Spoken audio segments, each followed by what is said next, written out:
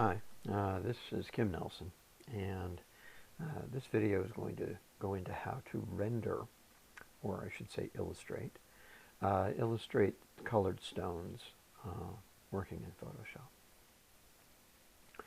Now what I have here is a template of numerous various size and shape stones. Like most templates, it's useful, and like most templates, it has limitations. I'll be doing a couple of stones for this video, perhaps. We'll see how it goes. First thing I have to deal with is the fact that I'm working on, I only have one layer here right now. This layer is the template. I need multiple layers to do renderings or paintings of stones. So going to add a couple more layers. I want them below. I like to have my line work on top, so that works fine. You will notice that the line work appears fairly pixelated. That's fine at the scale that these are. When you print these out, you will, this is pixelation, only a dog in here, in real scale. So first thing I want to do is select my shape and color, perhaps the most typical. Faceted color stone is the oval. And I'm going to pick a 9x7. This is a pretty good size.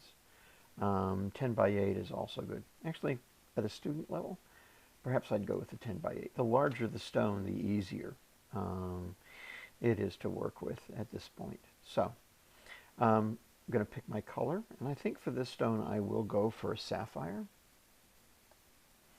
Sapphires are among the most difficult colors to, particularly in gouache, because as you do tints, add white to blue paint, it tends to go purple and it tends to go gray, neither one of which are useful. Digitally, it's less of a concern. The brush I'm going to use, normally I use the most basic brushes in Photoshop, just because I don't know what all you have. I have some fancier things on my machine, but I don't know what you have at home.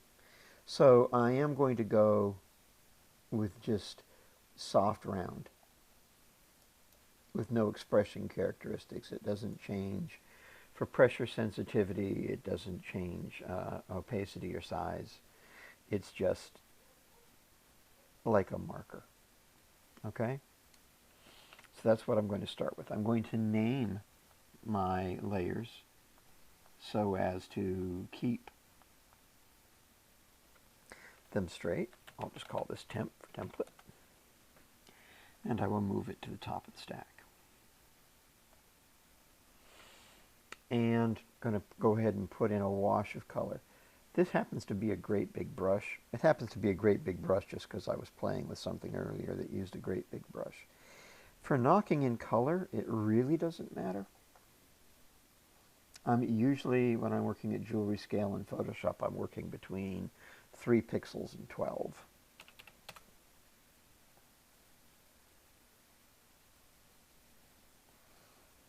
I'm not going to really be concerned if I go outside of the lines, because for some of the brush strokes I'm going to want to make, I'm not going to want to control the brush so it ends at the edge of the piece. Now, you can use selections in Photoshop to control how far your color goes, masks and whatnot, but we're not going to bother with that. Keep it very old school. So there's my base color of a sapphire stone. Next thing I want to do is I want to get rid of the black lines. There's no reason for them. They don't help. However, before I do that, I am going to want to make a correction to the template. Go down to my 3 pixel fine tip brush. You will notice that there's a curve here. Real faceted stones don't have curves in them anywhere. Okay? I'm going to hold down the Alt key and pick up a black. Okay? I am going to want it to be a fairly straightforward black. And then I'm going to use, Photoshop's straight line tool, which is just to click and then hold shift and click again. I want to make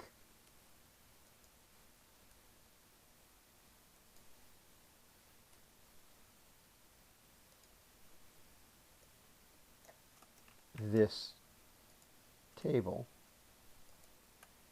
faceted as it would be on an actual stone. This actually serves two purposes. It's going to make it more accurate to what it's supposed to be. It's also going to increase the size of those facets a little bit. So once again, the process here is to click with my mouse, hold shift, and click again. Okay? And that's really sufficient. Okay?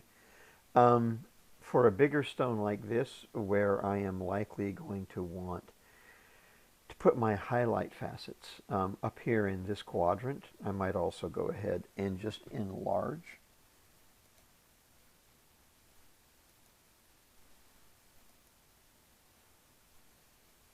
these star facets a little bit as well. Yeah, is this one over here.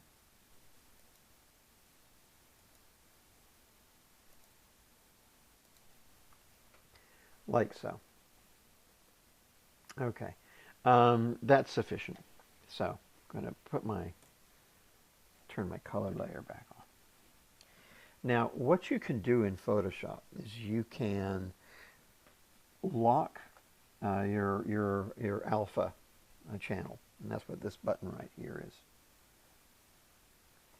When you lock the alpha channel on a layer, you can only put color on areas that already have color.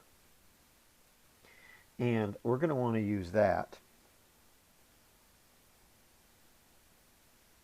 to make it so that none of these lines is black anymore.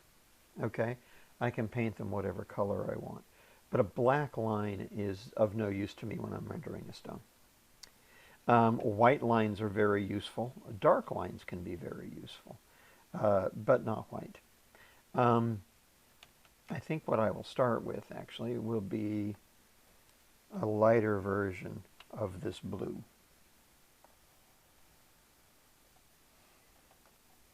Kick that brush up to 20 pixels or so.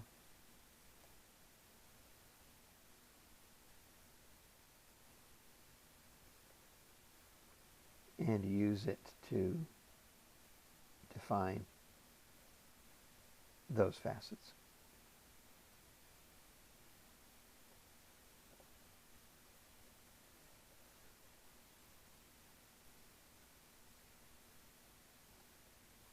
Okay. After I've done that, I'll go with a darker blue.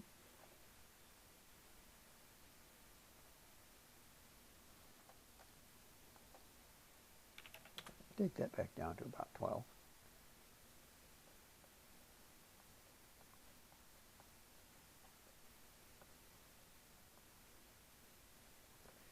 Capture some of the facet lines down here. Also going to reaffirm this edge because I am going to want to be able to keep pretty clear indication of where the outline of the stone is. And then I will go to white.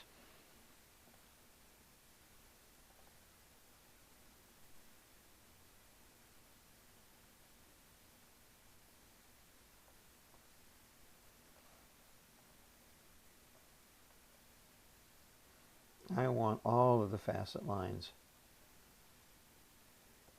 in this upper quadrant, this side of the stone, to be white. I might pick up a glancing blow over there as well. Okay, so that gives me my facets on the table. I'm going to go ahead, I can either turn those facets off or I can make them transparent for a few minutes. I'm going to take them down to about there, 17%. I'm going to come back to this layer. I actually want to move, I'm going to start naming these as well. Call this base.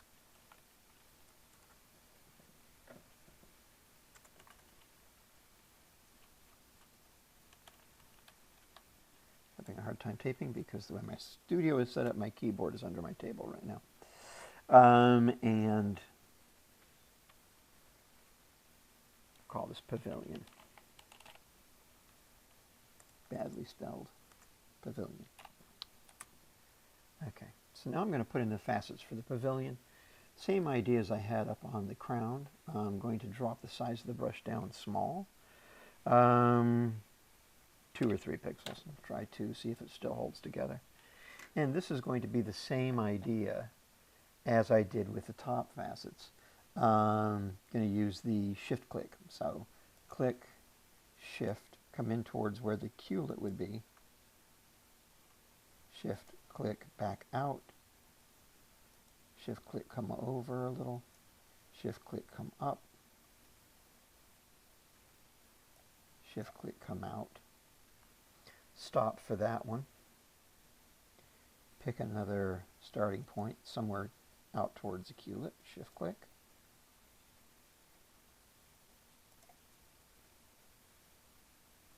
Shift, click, step over. Shift, click, stop. Shift, click, coming into the center and out. Click, shift, click in towards the center and back out. And click and shift, click into the center. Now, getting overly busy with this, which is what's happening here, is a little unwise. Click, shift, click. Because it depends on the size of the stone as to what you can actually get away with. I'm going to now go back to a dark blue.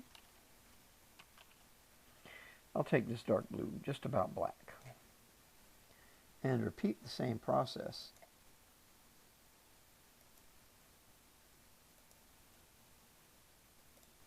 And there is a randomness to this. You want there to be a randomness to this.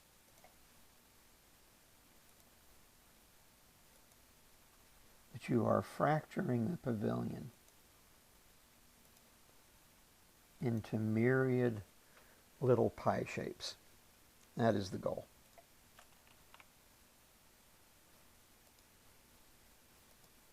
What just happened there is I continued to shift click after there and it dragged the line all the way across. When you want to start a new line, click without hitting shift and then shift click.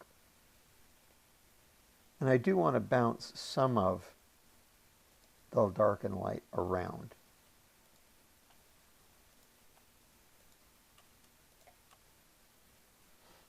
Like so.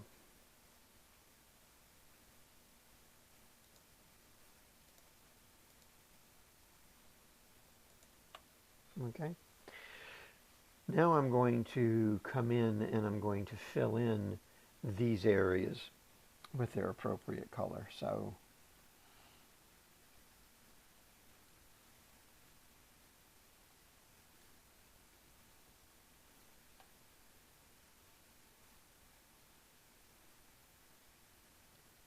come into here, and I don't need smoothing on for this kind of emotion of a treatment.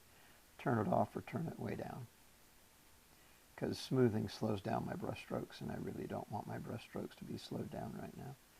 And since I'm basically scrubbing in areas of color, the quality of the stroke is not so important. For those of you who aren't familiar, smoothing is a brush stabilizer. It makes your brush strokes smoother.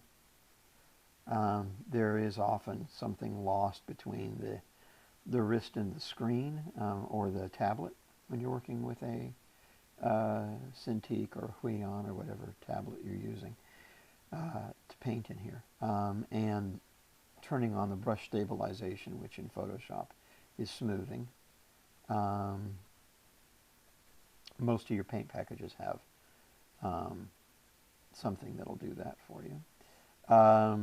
it allows you to have a little cleaner brushstroke. You'll notice sometimes I don't come right up against the edge. I actually will leave space. That's not me in a hurry. That's me trying to create the illusion of more detail. The idea behind faceted stone illustrations is that you want to give the impression that you spent a tremendous amount of time capturing all of the sparkle and detail of a faceted stone without actually spending all the time it takes to capture the sparkle of a faceted stone. So you're cheating. Jewelry illustration. I actually have an illustration background outside of jewelry. But in jewelry, when you illustrate jewelry, you're often following recipes, how you make metal look like metal, how you make stone look like stone. The history of jewelry illustration as part of jewelry design is that the people who did this weren't necessarily trained artists. They were people who worked in the shop. And so they would have varying degrees of facility with their medium. And it became a language, really, that everybody recognized in the jewelry trade. That, you know, if you painted stones in a specific way, you painted metal in a specific way, your audience could understand what it was that you were trying to convey, which is very helpful. I am going to do some shift clicks to add some dark in here.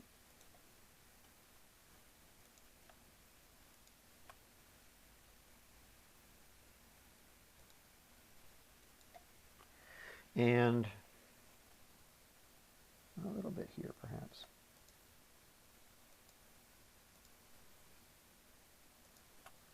And reverse for some white up in here.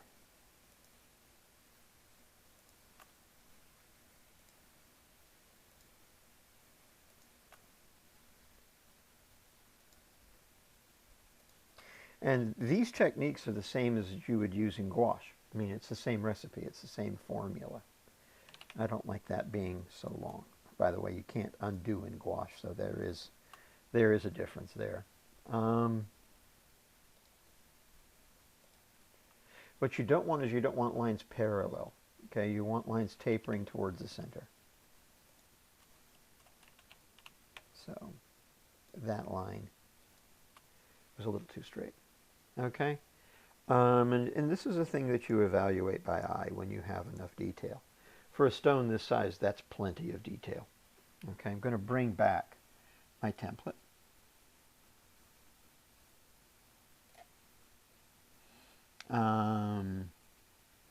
Take it up to 100%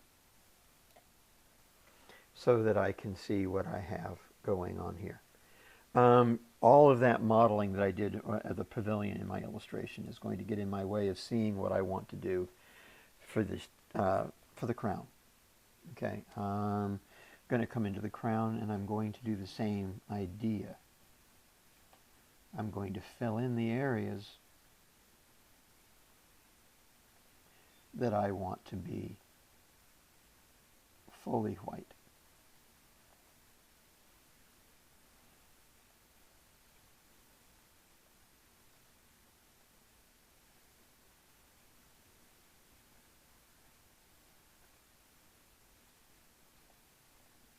Going to split the upper girdle facet there.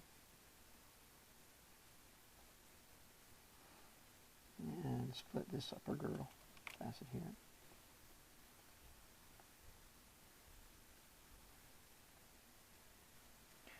And I'll split this one as well. Once again, staying a little bit away from the edge so that I get that extra piece of detail in case I want it later.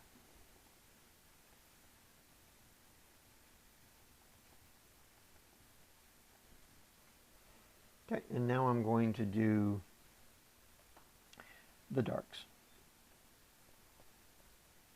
The effect that you get of a faceted transparent stone is based on the fact that you effectively have kind of two basins, the basin of the pavilion on the bottom and an upturned basin for the crown, which means that the highlights and shadows on the crown are going to be reversed from the shadows and highlights on the pavilion. And that's what gives the effect of reverse form. That's what gives the effect of transparency. If you don't have that going on, your stone will look opaque.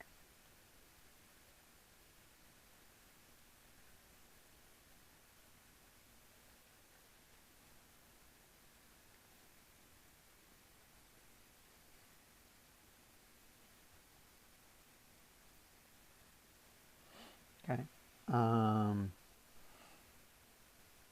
If I don't want to alpha lock, so this is a problem.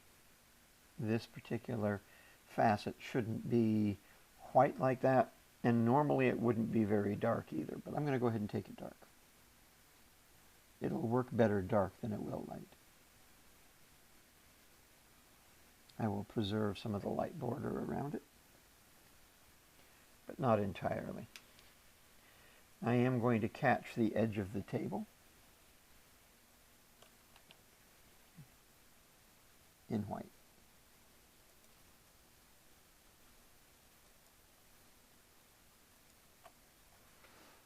Okay, so that's enough crown detail. I'm debating whether to take this white or not. I think I'll leave it as is. I would like to split this upper girdle facet with just a line. Yeah, that should do. Pavilion, bringing it back. So this is what the stone looks like prior to the final stages of rendering, of illustration. And those stages are going to be glazes. We're going to do two sets of glazes. We're going to do a glaze above the pavilion and a glaze above the template or crown. So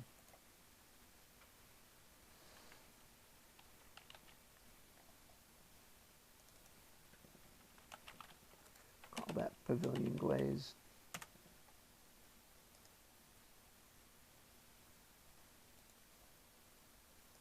Call that crown glazed.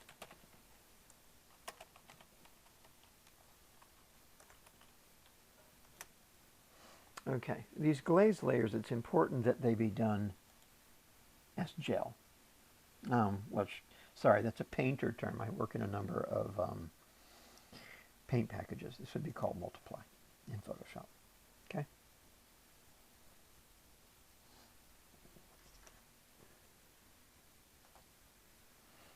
And I'm going to come in with a more robust brush, say 20 is good. Pick up this nice blue that we started with. And lay in a couple of brush strokes and see what I think. It's too dark.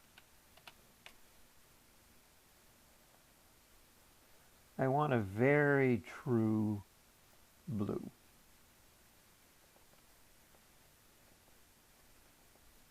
That's quite nice.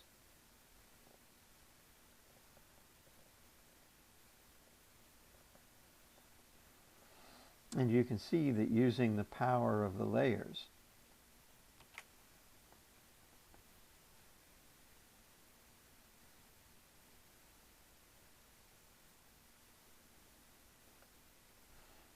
I isolate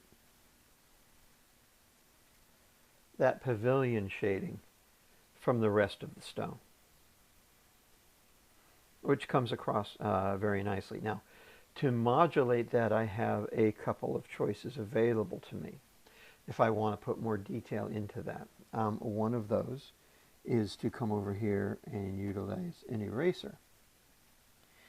And if I do that, it takes that right back out. But as you can see, that gives a very jarring effect.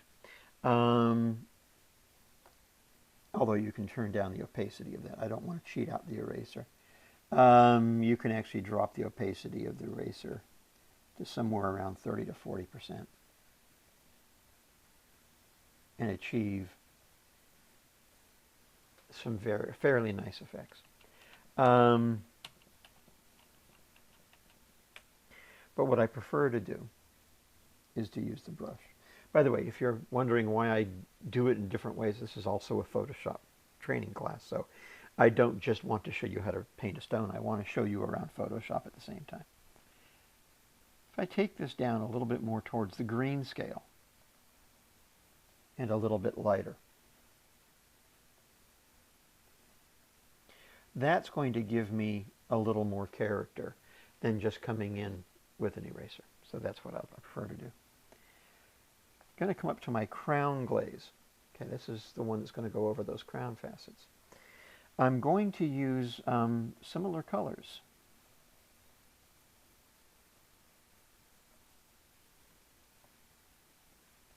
Except for I didn't take that into a multiply.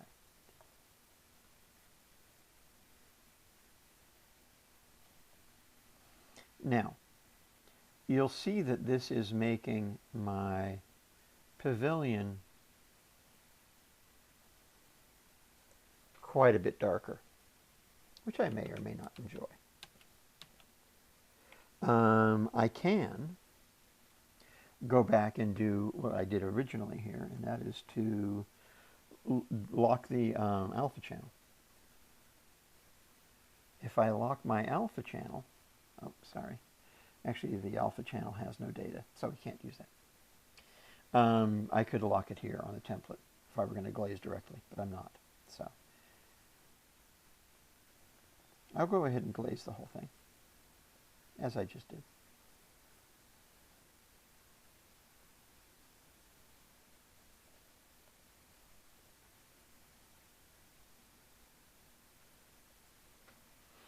Okay. And then I'm going to back off on the opacity.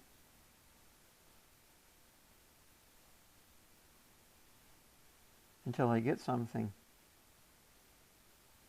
that I think is more appropriate to what I'm going for. I'm going to now come in with some lighter color, as I did on the pavilion. I don't want to overdo it, because I do want to keep some control over how things look. Now I do want to pick up some bold highlight. The bold highlights I need my eraser tool for. So pick up my eraser. I am going to take it to full opacity.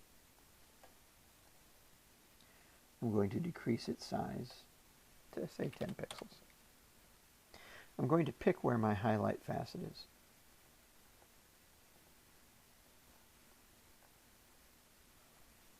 And I will erase out the color.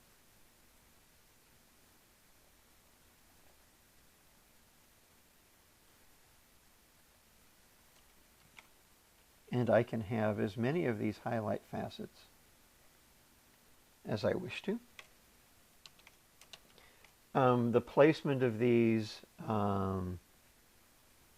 is critical, and the treatment of them. Okay, now that I have that going, I may decide at this point also to come in here and lift some of that glaze off of the pavilion.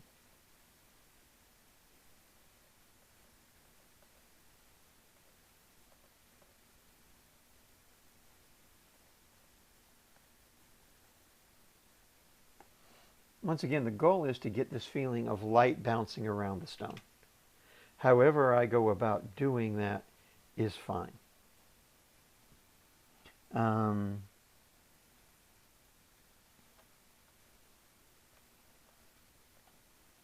in with a lighter color, except for I'm on the, I'm on the brush, which I don't, the eraser.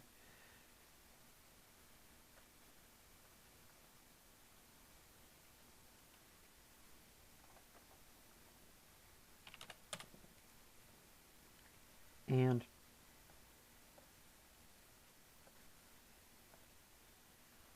I can nuance this to whatever degree I think is necessary to get what I want. Okay, I think that is sufficient for a nice sapphire treatment. I might like a little more light back in here. I don't think I can get that through my um, pavilion glaze. But I could catch it through the crown glaze, but I can get it through the pavilion glaze.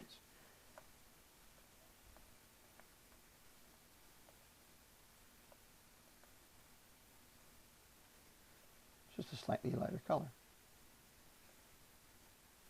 And by working that back and forth, I can get pretty much exactly the stone effect that I want. Okay? I would call that complete, except for cleaning up around the stone, which I would do with my eraser.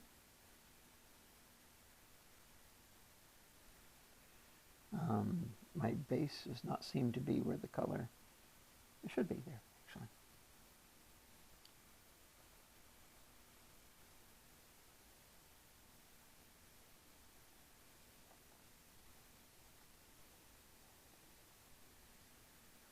Okay, I should be able to get a nice eraser there. I do, okay. So that must be on my pavilion glaze then. Finding which layer you need to clean can be a challenge.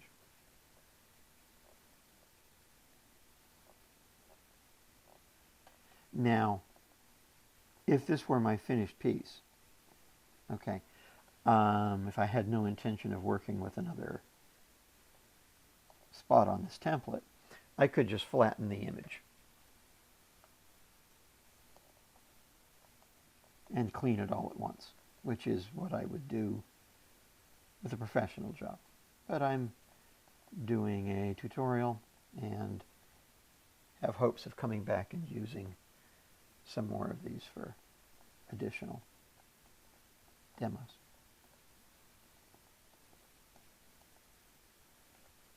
There. Okay. The only thing I would add at this point, if I wanted to, would be flourishes.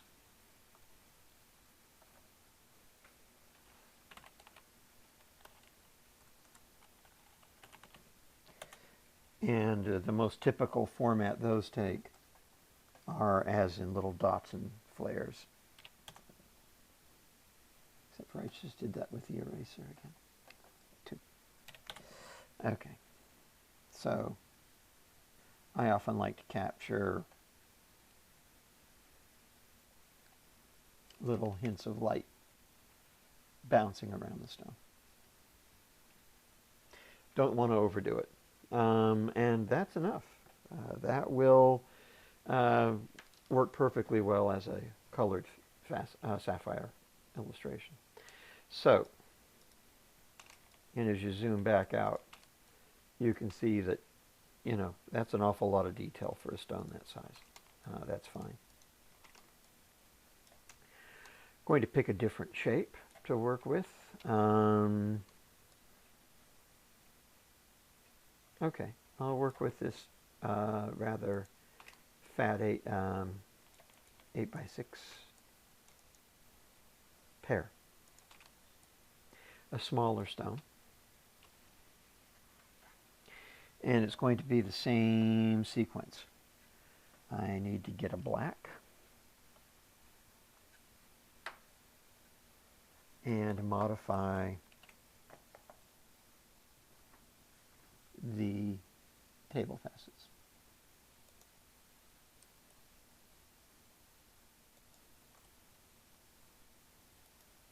So that I have nice straight lines.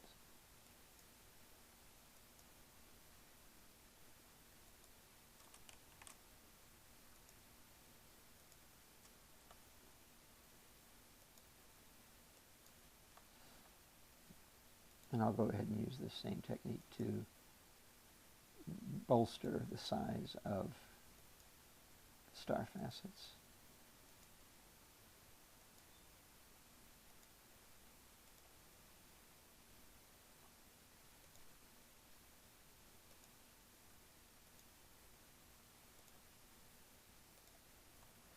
If I wanted to, I could also come in here and add those dividing lines on the epicardial.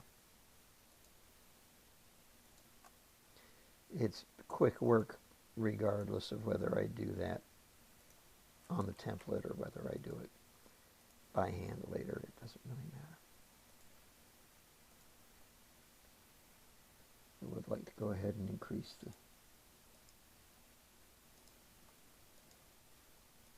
scale of that star facet as well as this one.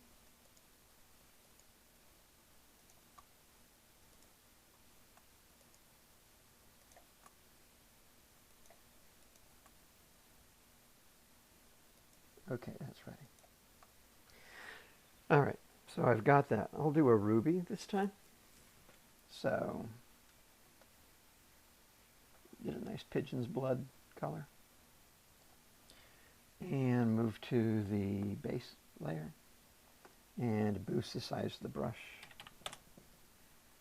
That's a little bit much.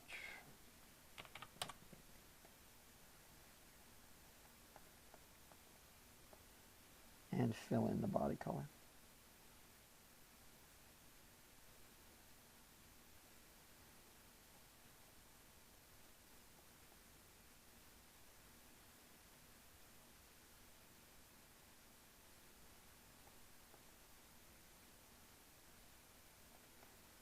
I'll go ahead and just leave the facets black on the stone for a minute and go directly to the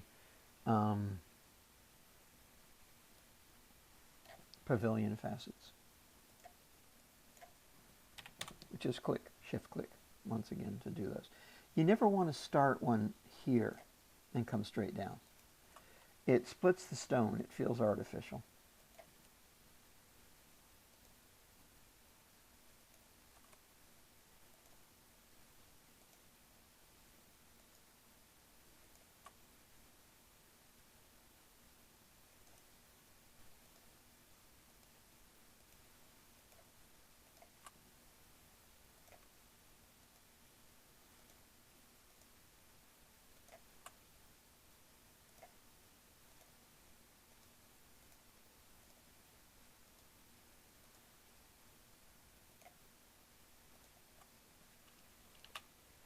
And I won't use black for this, I'll use a dark red for the... And the contrast depends very much on the kind of material you're trying to display or depict. And actually I need to go back to the white. I'm a little upside down there, I apologize. In the talking portion of this, I sometimes lose track of the painting portion. It's the pavilion where most of the light is on this side. This is mostly dark over here, so no harm done. Worst case scenario, I get more detail.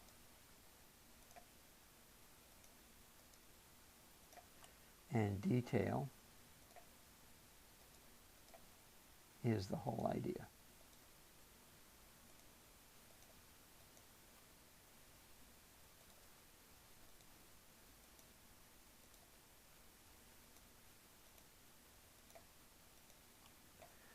Like so. Come in and fill in. I was saying contrast. If you're working with tourmaline, or you're working even with a beryl, like aqua or emerald, you wouldn't take the contrast as severe as this. And that would really show in the form of your dark color choice. Your dark color choice would stay much closer to the body color of the stone. White, you need white because that's what the glaze is going to interact with. So you have to have a nice strong white. But for the shadow color, you can go much more modest as far as contrast. If you're dealing with a sleepier, less brilliant gem material. But sapphires, diamonds, obviously. Have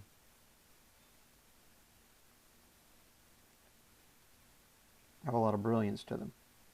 And the way that you recreate that brilliant effect in paint, whether it's digital or traditional, is to keep the contrast very high.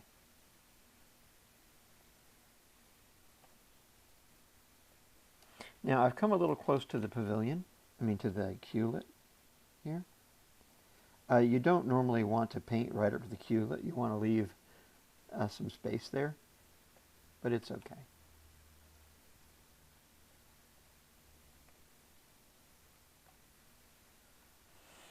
I often say that in a gouache rendering, gouache painting, you're allowed 3 bad brush strokes. And if you do more than that, it's a do-over. Digital paint is a little more forgiving.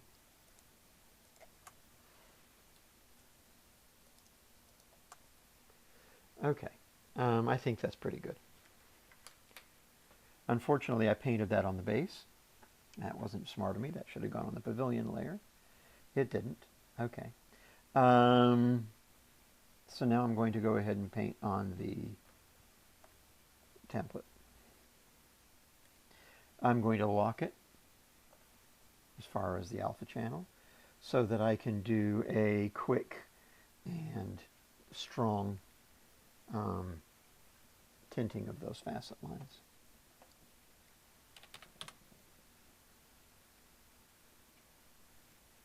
Okay, and you can see that by doing that I can automatically get them to be quite light. I don't want it white. I don't want to go straight to white, however. I'm actually going to start on the darker spectrum, and I think I'll use the same dark red I used on the pavilion. That'll work.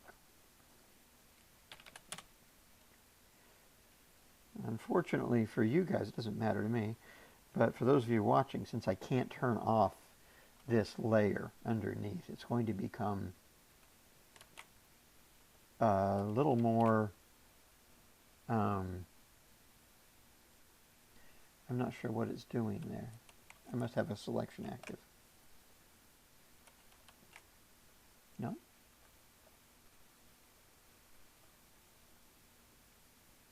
Oh, size of the brush. It's a little crazy.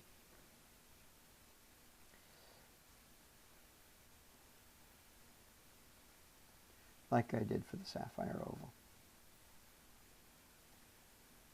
Pick out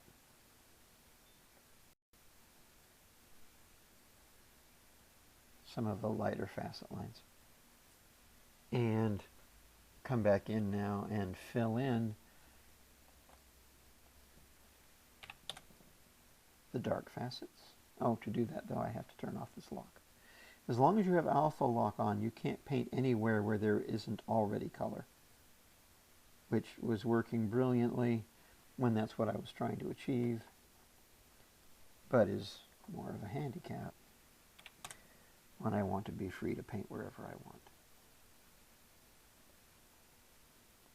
You don't want these shapes to get muddy. It's the crispness that makes it look faceted. You can get away with just about anything as long as everything is a fairly crisp triangle at the end of the day. Because that's what a facet is.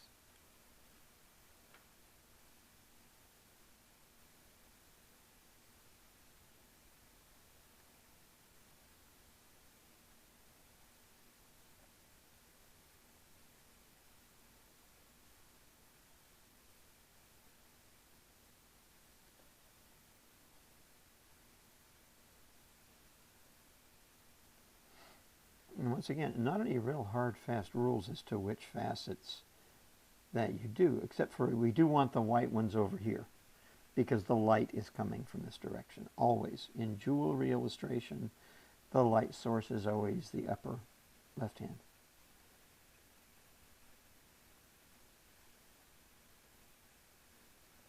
It's always important to remember because the people who are viewing your designs will be jewelry people, and they expect to read your illustrations and your design work based on that idea that that's where the light is coming from. So I've got that. So now I can do my glazing. Pavilion glaze. Pick a color slightly lighter and a little less purple. Bigger brush.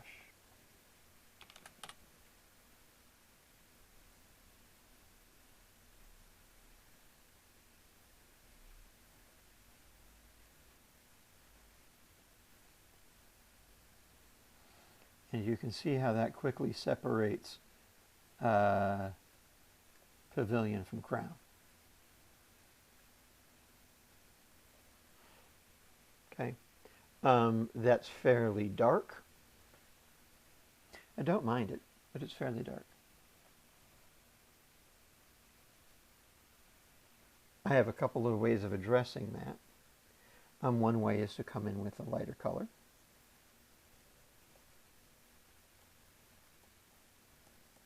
The other way would have been to simply slide the transparency on that pavilion glaze. Crown glaze, I'm actually going to be dealing with the glaze I had, the transparency from the previous stone. So I'm now on the crown glaze layer.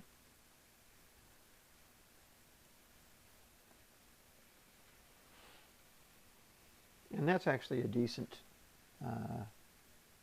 glaze for that.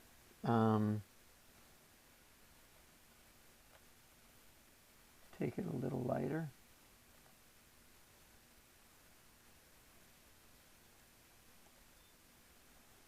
For some of these facets that are coming into the highlight area. Go into my pavilion glaze. Bring a little bit of that lighter color into here as well. Back to the crown glaze, hit my eraser, which I made very tiny. And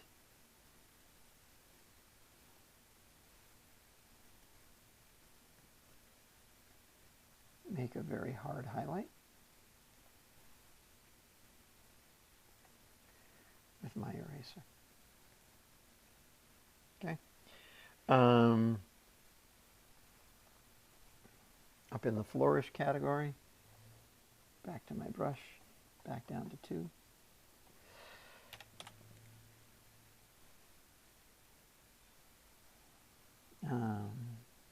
Oh, it's because it's not white.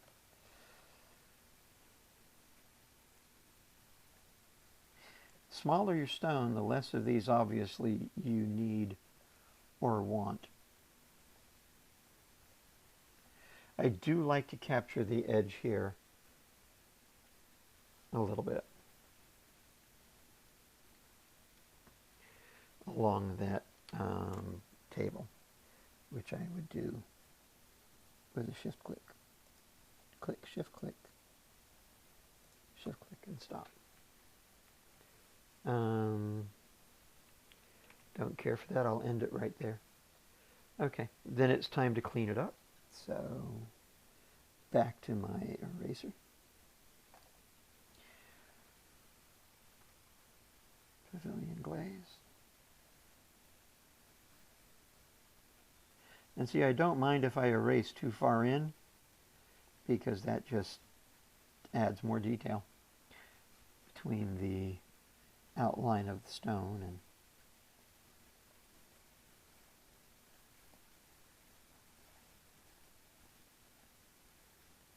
portion I erased.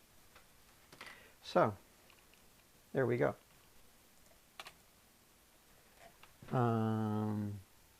Okay, something unfortunate happened up here. When that brush was set to 2020, it turned everything dark. So sadly, I've lost my faceting on the blue stone. I could go back and reclaim it, but I'm not going to bother. You can rewind the video to see what it looked like before I bucket filled with dark red. Okay, so that's it for this video. For your homework, I recommend trying one of the emerald cuts as well. So you can get, because the homework assignment is 3 stones. Please pick one of the step cut stones and do that as well. Okay? All right. Appreciate your watching.